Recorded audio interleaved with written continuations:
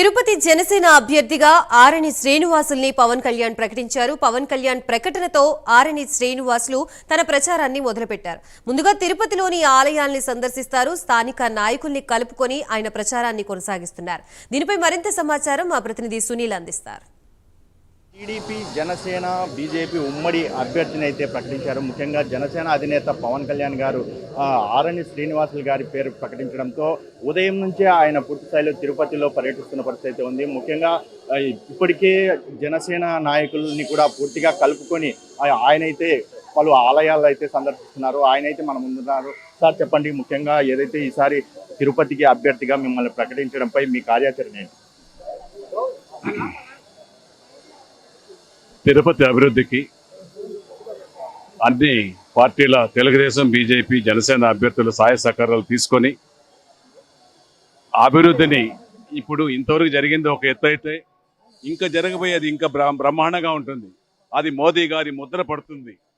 మోదీ గారు కూడా ఈ పార్టీలతో తెలుగుదేశం, జనసేనతో జత కట్టడం, అభివృద్ధికి సహకరిస్తారనేసే నమ్మకం ప్రజల్లో యావత్ భారతదేశానికి కూడా కలిగింది. ఖచ్చితంగా కూడా మోదీ గారి సహాయ సహకారాలతో, జనసేన అధినేత సహాయ సహకారాలతో, మన చంద్రబాబు నాయుడు గారి అనుభవంతో తిరుపతి పట్టణాన్ని మేమంతా సొంత జిల్లా కాబట్టి, చంద్రబాబు నాయుడు గారు కానీ నేను శ్రీనివాసులు అనే వ్యక్తి సొంత జిల్లాలోనే కాబట్టి, డాక్టర్ కూడా సొంత జిల్లానే కాబట్టి మేమందరం కూడా కలిసి కట్టుగా ఉమ్మడి పార్టీలు అన్నీ కలిసి తిరుపతి పట్టణాన్ని ఏడుకొండల వెంకటేశ్వర స్వామి దయతో మేమందరూ కృషి చేయడానికి, ప్రజలకు ప్రతి ఒక్కరికి సేవ చేయడానికి ముందుకొస్తున్నా. 40 ఏళ్ళుగా నేను ప్రజాసేవ చేస్తున్నా. సర్పంచ్గా, ఎంపీపీగా, జడ్పీటీసీగా, ఎమ్మెల్యేలుగా 3 సార్లు అనుభవం ఉన్న వ్యక్తిగా, 3 పార్టీలలో జిల్లా అధ్యక్షుడిగా పనిచేసిన అనుభవంతో తిరుపతి పట్టణాన్ని భగవంతుడు అవకాశం ఇచ్చాడు కాబట్టి ఖచ్చితంగా కూడా గెలిచి తిరుపతిని అన్ని రంగాల్లో అందరూ నాయకుల్ని కలుపుకొని చేస్తానని. స్థానికంగా ఏదైతే నాన్ లోకల్ వద్దు, లోకలే ముద్దు అని చెప్పేసి కొన్ని పోస్టర్లు వెలిచడం, మరోవైపు స్థానికంగా ఉన్నటువంటి నాయకులు అంటే జనసేన కావచ్చు, మరోవైపు టీడీపీ, ప్రతి నాయకులు లోకల్ వ్యక్తులకే కేటాయించాల్సిన సీటు బయట వ్యక్తులకి కేటాయించడం మేము సహకరించమని కొంతమంది అనడం, దానికి మీరేమంటారు? లోకల్, నాన్ లోకల్ అనేది సహజం. నేను ఇందాకనే చెప్పా, ఇది చిత్తూరు జిల్లాలో ఒక పార్ట్. చిత్తూరు జిల్లాలో 14 నియోజకవర్గాలు, జిల్లా ఒకటే. ఏ నియోజకవర్గం అయినా జిల్లాలో ఒకటే, గుర్తుపెట్టుకోండి. ఇది తిరుపతి నియోజకవర్గం సపరేట్ జిల్లా కాదు. నేను ఈ జిల్లా వాస్తవ్యుడిని. ఈ జిల్లాలో నాకు అపూర్వ అనుభవం ఉంది, ఇల్లుంది, వ్యాపారాలు ఉన్నాయి. నేను ప్రభుత్వ కాంట్రాక్టర్గా కూడా క్లాస్ 1 కాంట్రాక్టర్గా జేఎంసీ కన్స్ట్రక్షన్గా గత 40 సంవత్సరాలుగా తిరుపతి పట్టణాన్ని అన్ని విధాలుగా నేను అభివృద్ధి చేశాను. మొట్టమొదటిగా 25 సంవత్సరాలకు ముందే లీలామహల్ నుంచి కరకంపాడి వరకు 4 లేన్స్ రోడ్డు అభివృద్ధి చేసింది టీటీడీ నిధులతో. టీటీడీ కాంట్రాక్ట్తో ఒక కాంట్రాక్టర్గా 14.4% మైనస్ చేసి దేవుడికి ఆదాయాన్ని కల్పించి ప్రభుత్వం నియమించిన ఎస్టిమేట్లో కూడా 14.5% తగ్గించి ఆ ఒక్క రోడ్డు వేశాను. అదేవిధంగా లీలామహల్ మన ఏఆర్ బైపాస్ రోడ్డు కూడా నేనే నిర్మించాను. ఇంతకుముందు మొత్తం ఏ ఒక్క పెద్ద ప్రోగ్రాంలు వచ్చినా కూడా హాట్ మిక్స్ ప్లాంట్ యంత్రాంగాలతో అన్ని విధాల తిరుపతిని అభివృద్ధి చేశాను. ఇప్పుడు ఇంకా అభివృద్ధి చేసే అవకాశం ఎక్కువ భగవంతుడు ఇచ్చాడు, చేస్తా. తిరుపతి ఎమ్మెల్యే, వైసీపీ ఎమ్మెల్యే అభ్యర్థి ఒకటే అంటున్నాడు, పవన్ కళ్యాణ్ కాకుండా ఎవరు నిలబడ్డా మమ్మల్ని తట్టుకోవడం కష్టమే అని చెప్పేసి ఆయన అయితే సవాల్ చేస్తున్న పరిస్థితి. దీనికి మీరేమంటారు? నేను ఒకటే చెప్తున్నా, పవన్ కళ్యాణ్ ఎవరిని నియమించినా ఈరోజు ఏరి కోరి 21 నియోజకవర్గాలు సెలెక్ట్ చేసుకున్నాడు.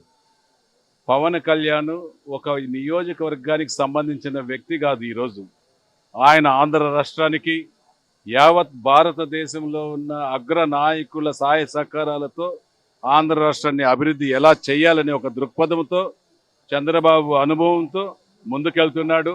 ఆయన ఏ అభ్యర్థిని నియమించినా ఆ అభ్యర్థిని ఖచ్చితంగా పవన్ కళ్యాణ్ గారు గెలిపించుకుంటారు.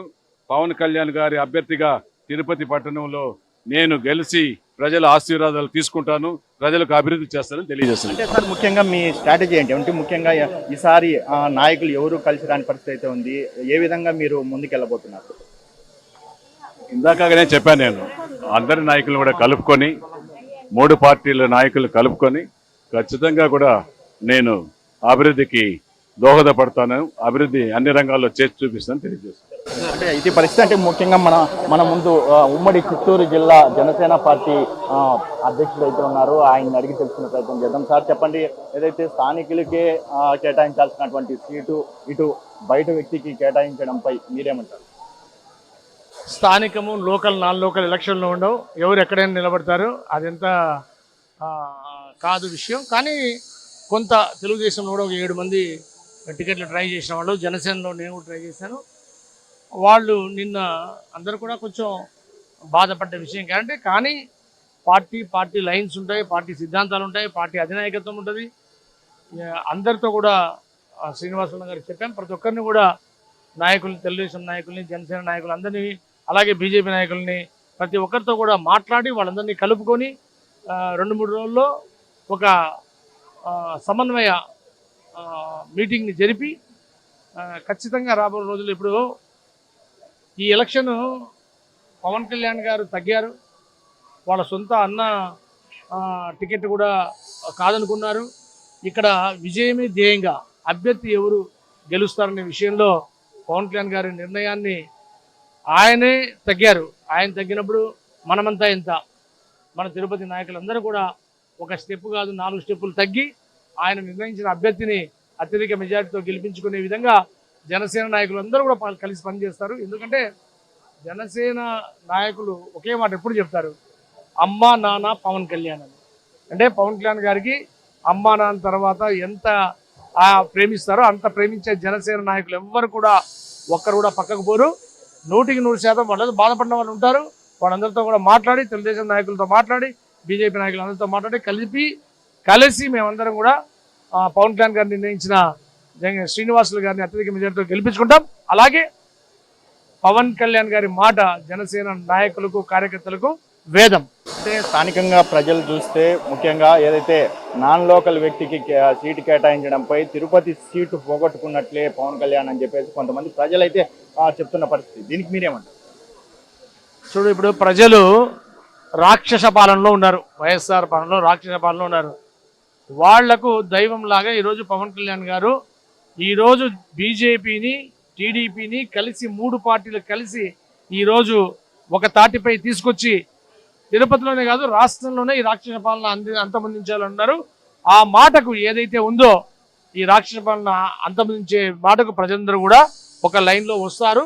ఖచ్చితంగా గ్లాస్ గుర్తుపై ఓటు వేసి శ్రీనివాస్ గారిని అఖండ మెజార్టీతో గెలిపించి తీస్తారని మాకు పూర్తి నమ్మకం ఉంది.